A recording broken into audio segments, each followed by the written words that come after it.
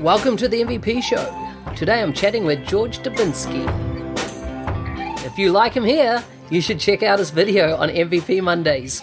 On my YouTube channel, you can find it at youtube.com/NZ365guy. It'll give you a laugh. Can I ask you to do me a favor? If you enjoy the show, please leave a comment on iTunes by going to nz365guy.com/iTunes. Now, let's get the show started.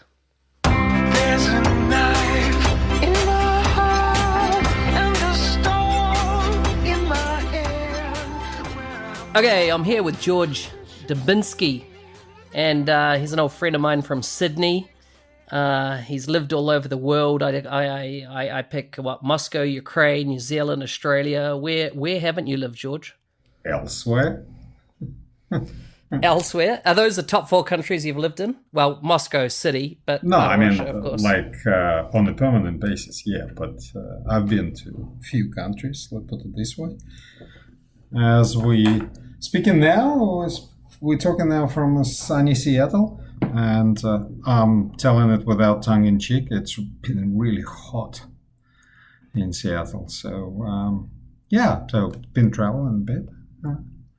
It's unusual being here at this time of the year, right? Where it's so warm. When we're used to coming up here for Summit, where it's a couple of degrees cooler than this. Yeah, absolutely. But now I know that Seattle is not always rainy and miserable, so it actually can be quite lovely, sunny, and even hot. So you can go for a swim, and you can go for a ride, and you can go for skiing. So I kind of dig why some people love it here. It's very nice. I've worked out that I generally call you George Dubinsky, but it's, Dubinsky? It's Dubinsky, isn't it? Yeah, it's, it depends whether you want to say it. No, Dubowski. I've called you Dubowski. No. But Yeah, it's you Dubinsky, did. right? Yeah, it's Dubinsky, yeah. Dubinsky. It was when you introduced yourself at the start of the week when we were doing this project. I give you a discount for the Kiwi accent. So. Excellent. So listen, I just got you on the podcast, MVP. You've been probably one of the longest standing MVPs around, definitely. Yeah, people do drop out, yeah. So I'm only couple left, three that I can think of who longer serving MVPs. I've been since 2007, I think. So I've got a question around contribution. So part of what MVPs do is they contribute to the community, and if you like, they're part of the rising tide. If you like, they provide the rising tide, if you like, for a lot of people, across their careers. What do you do, or what have you done? Because you've been doing this for a long time to kind of keep the contribution fresh. What do you do? Well, a lot of people, they contribute, they kind of pick up the sanctioned channels or authorized channels and saying, how Microsoft measures contributions. It's like how many ears, how many eyes did you reach, right? So what is your reach? Say, if you're talking, let's say, at the local user group, and user group is like once a month and it's 20 people, you can talk, every month to these 20 people, but all you're reaching for is 20 people. So they measured how many people you passed the knowledge to, how many people were kind of influenced by your contributions. So right now, the most common channels are probably blogs and Twitter. We kind of podcasts. I'll get to that in a second. And then, historically, that's not always been the case, right? So when we started when I started contributing in 2006, the main channel of contribution was groups. I don't even remember what they were called. the ones that you synchronized, it's kind of user groups, but not online. You would synchronize them. You could do it online, but most popular method was you would synchronize them through Outlook. You get them offline, then you kind of go through, you give some answers and you synchronize back and get your answers back. So, and I did, I really liked the format, and I did a lot of contributions at that time, answered a lot of questions, got even complimented by Michael Hearn, who's no longer MVP, but some people may remember Stanware and filtered lookups. What would we do without them? And then, I got nominated. I didn't expect it. That's probably what was different. It's kind of right now people are in the hunt for MVP nominations. People know it is a thing, and people get some mentoring. How can I become one? Right? Back then, it's kind of, I was just doing this thing that I liked, and it just happened. So then I've been doing these groups, and people joined in, and more people, and it started like to become a competition, like who's answering first. And even now, it's a thing, like who answers first. And is this like on the forums nowadays? Yeah, it was news groups. Then it became forums, and it's kind of same thing. So who answers first, and so on. It's kind of simplified version of Stack Overflow. Stack Overflow is basically the same thing taken to extreme.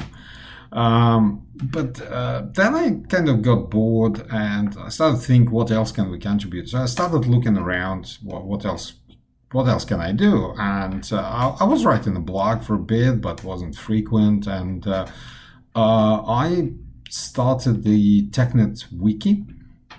I think it's still around. You can find some articles on 2011 and even 2013. I don't quite remember what is there now.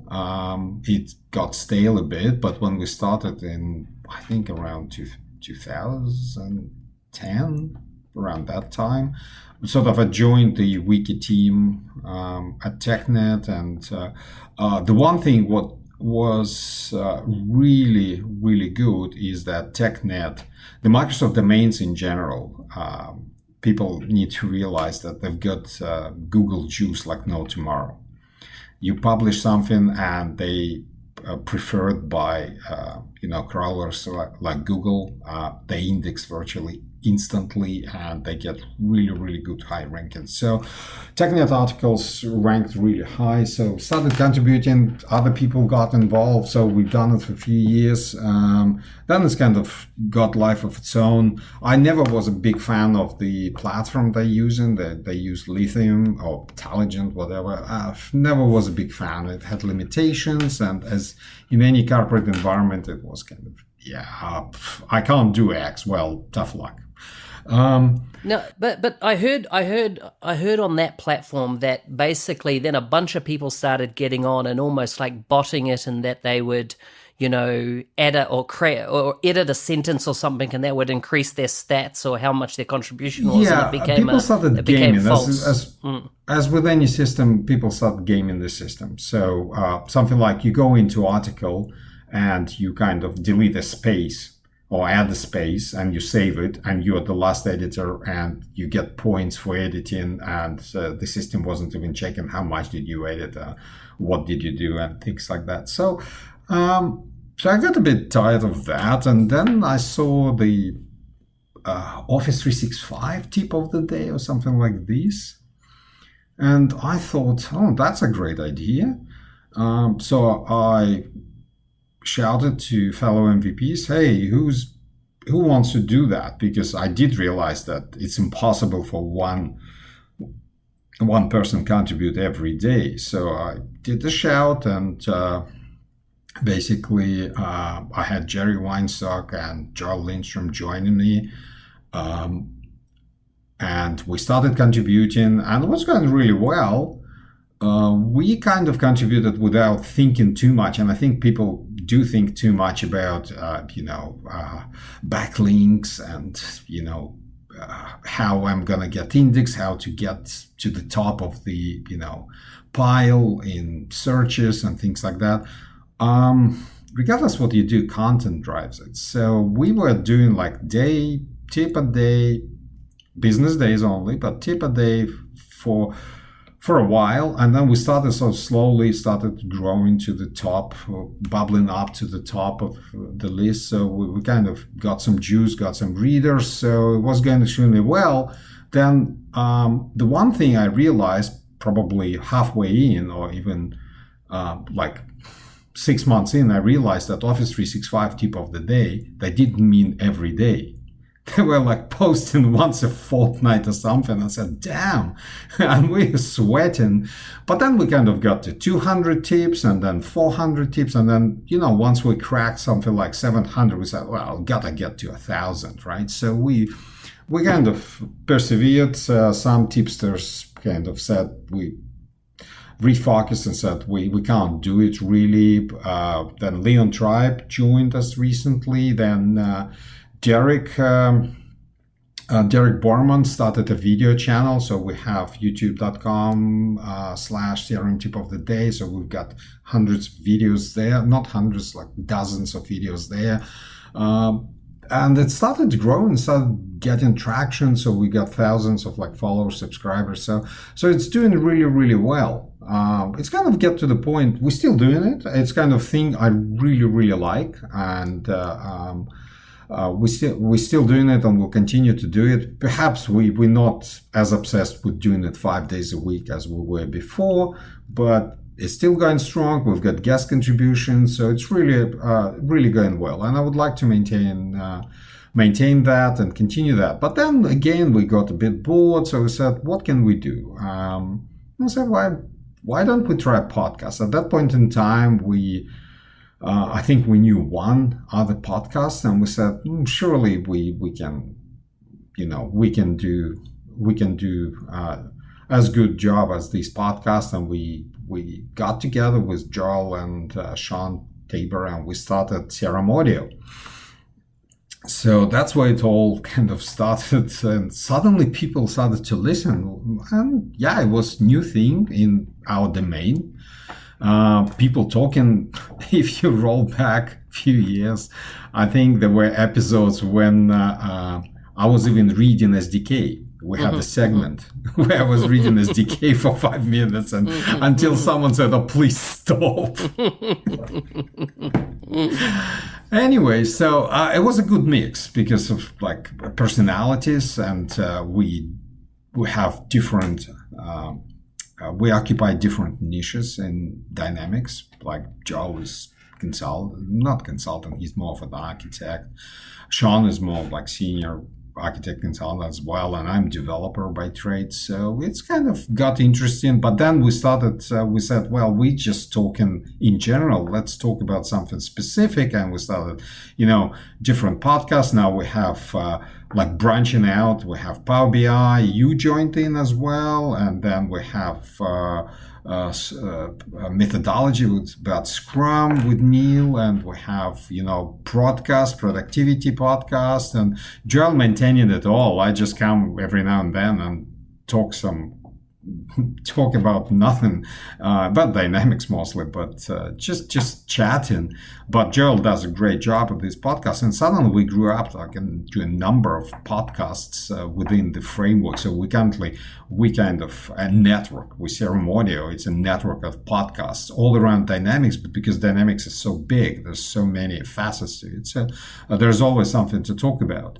So now I'm kind of thinking, it's time for a new thing. So absolutely. We'll see what comes out. That I've got a couple ideas up my sleeve, so we'll see what comes out of it. Sounds good. Tell me one thing, you're obviously English is your second language, and there's a lot of MVPs or a lot of folks around the world that, English is not their primary language, and therefore there's kind of like that they worry about whether they've got anything to contribute, or, because they can't, necessarily articulate something in English, is there still, can they be part of that community? What's your thoughts, or what's your advice to those people that, English is not their primary language, they might not be as fluent as you are in English? What's your advice? Well, a few things. First of all, I wasn't fluent all my life, right? It grows on you. So the more you talk, the more you can read, the more you study, the better you become. It depends what you want to do. I mean, some people are extroverts by nature, some people are introverts, some people have a fear of talking regardless of the language. Some people are fine with that. I'm kind of, I love to talk during the conferences, presenting and things like that. So what helps is like recording yourself, listening to yourself, paying attention to what you're saying, how you're saying, and so on and so forth. But depending on what your language is, what your mother tongue is, you can do various things. For example, if language is widely spoken, something like Spanish, did you know that we have a whole Spanish-speaking Dynamics 365 community run by a few Spanish-speaking MVPs? Most recently, I was talking to Sergio, and they've got the site, comunidado365.com or something like this. I'm sure we'll find and put the reference in the podcast in the notes, but it's the whole world. It's like they're big. I think there are over 2,000 or 3,000 people in that community, right? Yeah, which is kind of not quite the same as English speaking, but on par, like same number of digits, within that community. So if you do have community of people who speak the same language, absolutely join it. But if you kind of still concerned about your language, you can always pick up the domain where language is kind of not required, but not you don't have to speak fluent. And the good example of that is you can contribute to open source and develop tools and contribute to existing tools. Say Tanguy, well, his English is very good, but even if he couldn't speak a word of English, we wouldn't hold it against him, because the whole ecosystem he created is amazing, right? So he contributed day after day, started small, and then it grew up, and it became XRM Toolbox. It's like ecosystem, its own environment. Lots of people contribute to it, and he's not a native English speaker. So, practice. And the other thing is that technical community is really forgiving. If you speak with an accent, if you mispronounce, if you don't speak perfect English, everyone's fine with that, because we come from all over the world. I would say for most people, English is not their first language. Right, so when we get together during the MVP Summit, you have more non-English speakers than you have English speakers. Yeah. Like what about do you remember Fujio Kojima, who we see every MVP Summit? He's a .NET MVP from Japan, Absolutely. and yet he doesn't speak a lot of English, but we always seem to communicate. We all like a drop or two to drink, and can communicate, even though we're not fluent in Japanese, even though I know that's one of your favorite countries. Yeah, absolutely. The one thing you have to always think in other terms, right? So, for example, he may speak broken English, but I'm sure that his English is 1,000 times better than my Japanese. Yeah, right. Mm-hmm. So the fact that you speak two languages, you can always get back and say, hey, look, my English is still better than, in my case, like you're Russian, for example, though you've been to Russia, right? So Yeah, I've got 5 words. I've got пожалуйста, спасибо, да, нет. That's about it. Oh, the rest I probably know what you were going to say. Better leave it out. I'm sure. Yes. But yeah, that's the limit of my 2 weeks in Russia. No, that's fine. That's fine. That's perfectly fine. But as I said, look, don't be shy. It's the last thing on everyone's mind, like to judge you by the language. It's if we start digging into, you always have nutheads around the world, right? Regardless, it really doesn't matter. They're gonna pick on something, like, is it language? Is it how you look? Is it how you walk? It doesn't matter. just an excuse to pick up on something. So those idiots always going to be around. That's the human nature, unfortunately. So don't pay attention to that. Just ignore. Same as online. There's always going to be trolls, and just the best thing you can do, just ignore. Don't inflame. So when I was looking at some, when I was running some background checks on you, and That sounds scary. yeah, using our good friend Google, and I come across this article that you studied alcohol dehydrogenase. I don't even know if I can pronounce it. What is this? Yeah, that's you probably found it on Facebook or something. Is that consumption of alcohol? Studying No, consumption of alcohol? no. What you're referring to is an enzyme that breaks down alcohol in your blood, and that refers to the wild years I spent in university. There were a lot of you had to possess a decent level of enzyme to survive in those environments. So. But funny enough, it's all the same around the world, as far as I can tell. So just a little question about Russian vodka. As I say, I traveled last year across coast to coast to Russia, and Russian vodka, and I'm talking about, homemade Russian vodka, so no brand or anything. Oh, moonshine. Okay. Yeah, I was surprised that it was just, how would you say, or even let's say what I would consider a cheap bottle of vodka in the shop. You couldn't fault it. It was nothing like what we seem to have, what you can get at the bar. You feel like in the Western world, the Russian vodka was amazing. What's the story there? What's your question? Well, how come?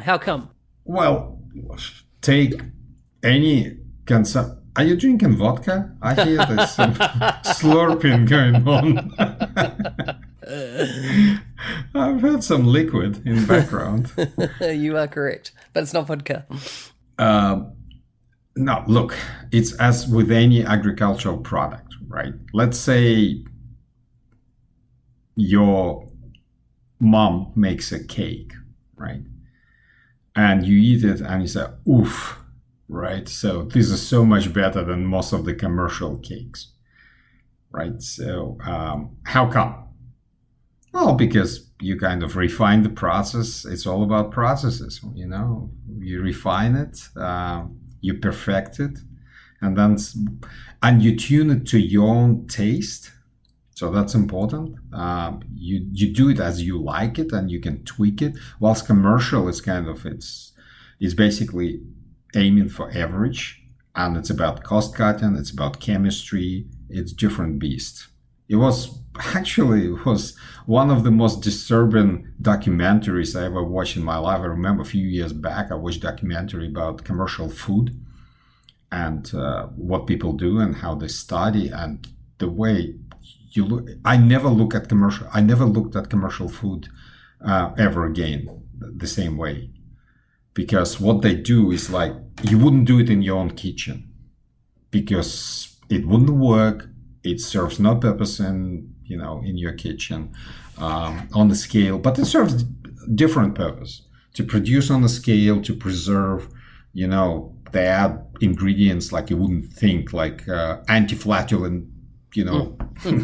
Some powder so you don't fart after eating burger or something like this. Same, I suppose the same is with vodka. I mean, it's agricultural product. You do it right, it comes out right. Oh, believe me, you can start. Yeah, I've tasted homemade vodka that I would never wish on my enemy. It's like, still remember the taste and aftermath.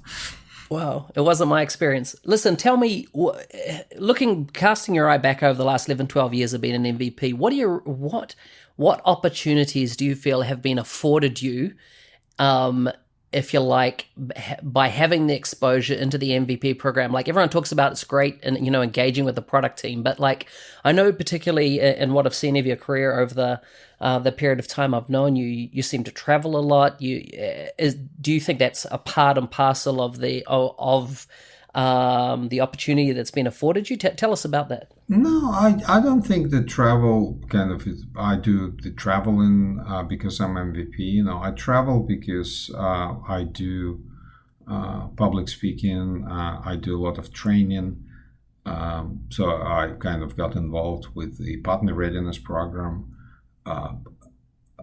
To a certain extent, MVP kind of opened some doors for me that were not that open before. I mean, technically speaking, you don't have to be an MVP to kind of get into opportunity like that. But if you are, it's kind of more likely to get this opportunity presented to you. So it's kind of like any achievement. If you have a solid degree in agriculture, right, you more likely, to land a job within the, Agricultural Research Institute if you were just a farmer.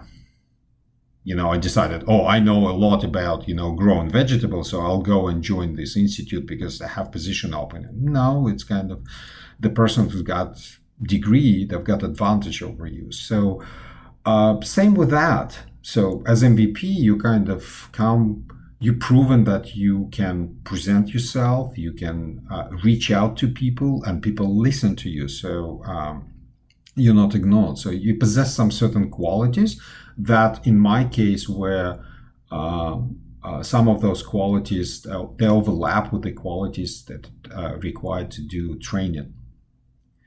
And then basically I was approached a long time ago by some local office. They knew my name. That's another thing. You are known within Microsoft as well. So it's not a connection to a product team per se. It's people within the product team, people within marketing or training or partner readiness. They heard your name and they kind of, what about this guy? So we need a guy. So, and that's how it all started. It took a long time. Believe me, it's not like, today you're sitting on your bum and tomorrow you jet setting all over the world. Now it took a few years basically to get that. Sometimes sleepless nights because you have to deliver a virtual training in Seattle at 7 a.m., which kind of lands you in 1 a.m. or midnight in Sydney. Things like that. So definitely, it's a lot of work. But being an MVP, you kind of you can put your foot through some of the doors. I wouldn't say otherwise it would be close to you, but it would be harder for you to open it. So I'd say it's about the same as reaching out to product team. You're talking to people who are closer to the product, and you get some snippets of wisdom, snippets of information, and even what's important to me. It's not so much information per se. We've been together in the same room this week, right? And we had Microsofties coming over and talking to us. To me, they didn't say anything particularly new. They didn't say anything I didn't know before. What was important to me is what kind of people are driving the product at the moment. What mindset do they have? And I did like what I saw, right? So it basically boils down to the guy comes in, talks to us and says, I like this guy. I like the way he talks. I like his openness. I like his attitude. I say, yeah, with this attitude, this openness, smartness, I can see them taking product, further and further. And I like the direction the product is taken. It's basically like you look at people who are behind the product and say, I like these people. So that's important, to meet people in person, to see who is behind the product. It's not the faceless crowd. They're individuals, and it's really, really exciting and good to get to know them. Hey, to wrap up, people want to touch base with you. Your Twitter handle is George Dude. Where did you come up with what was with the dude on the end of George there? I was trying to get George D and was taken. And I said, what else I can do? The dude, okay. Sounds good. It works. Excellent. Good to have you on the show, George. If you're listening and you want to connect with George, jump on his Twitter account, and of course anything Serum Tip of the Day, whether that be on YouTube, Twitter, or on the website. Check him out. Check him out on the podcast. But there, thanks once again.